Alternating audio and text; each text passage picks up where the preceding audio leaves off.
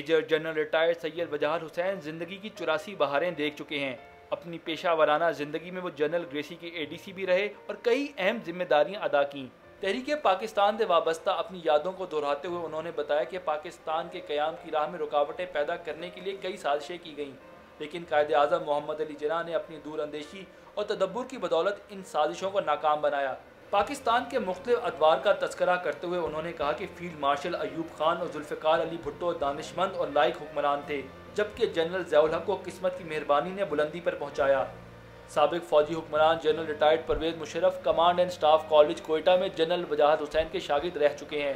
उनकी नज़र में परवेज़ मुशर्रफ लियाकत और सूझबूझ के लिहाज से दरमियाने दर्जे के हामिल हैं।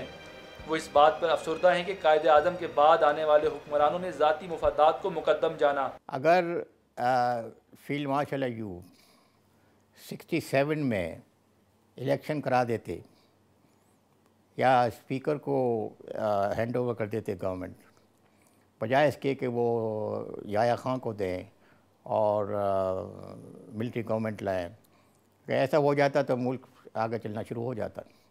इसी तरह से अगर भुट्टो साहब 5 साल के बाद वो इलेक्शन करा देते और पावर दे देते इलेक्टेड गवर्नमेंट को, तो ये प्रॉब्लम नहीं बनती।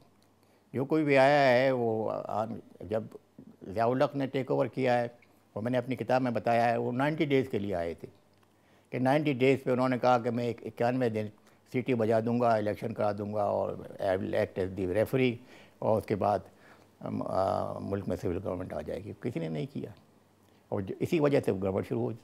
मेजर जनरल रिटायर्ड वजाहत हुसैन का कहना है कि हालात ने पलटा उस वक्त खाया जब 65 की जंग हुई।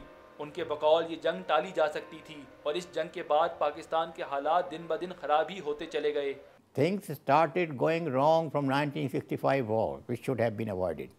उसके बाद से ये डाउनफॉल शुरू हुआ है। उसके बाद जो गवर्नमेंट भी आई है, चाहे वो मिलिट्री हो चाहे वो सिविल हो, उसने गलतियाँ की हैं। अब आप किस किस को गलतियाँ करें? अब ये वक्त गुजर गया कि आप लोगों को टांगें और उल्टा टांगें या उनके खिलाफ एक्शन लें। सवाल सब सारा यही है कि जो कुछ हो गया वो हो गया, अब आगे बढ़ें। उनका ये भी कहना है कि पानी का मसला दरीना है। पाकिस्तान और भारत में जंग नहीं होनी चाहिए, बल्कि तमाम हमसाया ममालिक के साथ अच्छे रवाबित कायम करने की ज़रूरत है। सन 49 में जो ही पाकिस्तान बना है, उस वक्त से ये पानी का मसला शुरू है। उन्होंने हमारा सारा पानी बंद कर दिया था, फसलें हमारी तबाह हो गई थी, लेकिन लियाकत अली ने उसको संभाल लिया और उनसे बातचीत की और मामला ठीक हो गया। इसी तरह से और मामले भी ठीक हो सकते हैं। लड़ाई से कुछ हासिल नहीं होगा। हमने 3 लड़ाइयाँ लड़ ली हैं, हर लड़ाई में नुकसान हुआ है और हासिल कुछ नहीं हुआ। तमाम तर बहरानों और हालात की संगीनी के बावजूद मेजर जनरल रिटायर्ड सैयद वजाहत हुसैन पुरुमीद हैं कि कायदे आज़म मोहम्मद अली जिन्ना का विजन आज भी पाकिस्तान को तरक्की की राह पर गामजन करने के लिए मशले रहा है, बशर्ते हुक्मरान इस पर मुकम्मल तौर पर अमल करें।